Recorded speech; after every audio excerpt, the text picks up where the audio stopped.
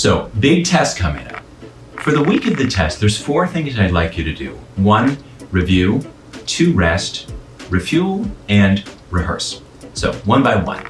Review. First, if you can, to the degree that's possible, spend a little bit of time each night reviewing stuff that you've done. So look at the hard questions, the things that are a little bit goofy, those rules of punctuation, funky math, what you want to do on reading.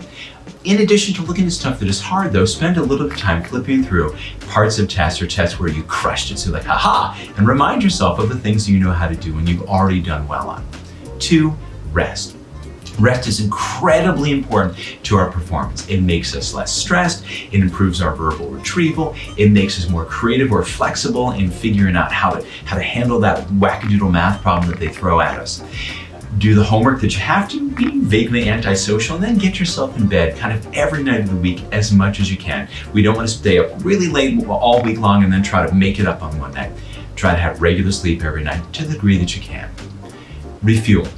Certainly things like eat in a healthy way, foods that make you feel good and foods that also make you happy, but also refuel with things that nurture you. So spend some time doing art if you like to do that. Spend some time with your friends, because your friends are really valuable source for you to kind of put the world in perspective, and this test as well. And lastly, rehearse. Certainly you're going to spend some time thinking about the test, and we don't want to practice in our head. Nor do we want to imagine it's the easiest test you've ever seen, because that's not likely to happen. Rather, visualize kind of the curveballs that the test could throw at you and how you would handle those, right? So if the proctor goofed up something on time, how would you politely point out, excuse me, proctor person, could you check that time? If you're gonna run short on time, you can feel that happening. How you rehearse, I pick the best questions for me and I kind of let that question or two go. And for kind of things that you know are hard, this type of math problem, rehearse what have you done in the past so you're prepared to do that on the test itself. Largely, rehearsing things, visualizing things, super helpful, because our brains really can't tell the difference between imagined experience and lived experience.